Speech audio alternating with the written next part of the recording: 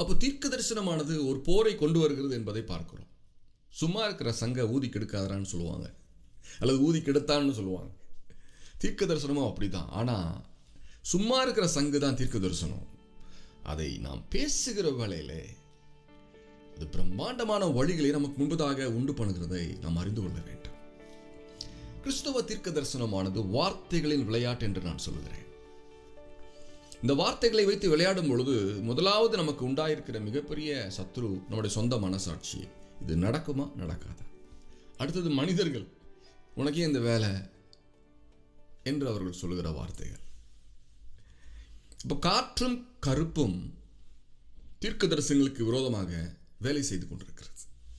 இதில் எல்லாவற்றையும் மேற்கொள்ளவே என்னுடைய மாணவர்களாகிய நீங்கள் அழைக்கப்பட்டிருக்கிறீர்கள். ஹல்லேலூயா.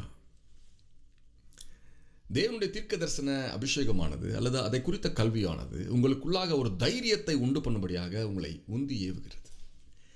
இந்த விதை உங்களுடைய இதயத்திலே விதைக்க நீங்கள் அனுமதிக்கும் பொழுது நீங்கள் வெற்றியுள்ள மனுஷியாக மாற முடியும். அதுவே இயேசு கிறிஸ்துவின் நாமத்திலே நான் உங்களுக்கு கொடுக்கிற ஒரு பயிற்சியாக இருக்கிறது. இயேசு சொன்னார், இந்த உலகத்தை நான் ஜெயித்திருக்கிறேன், ஆகவே நீங்கள் திடன் கொள்ளுங்கள் என்று அவர் சொல்கிறார்.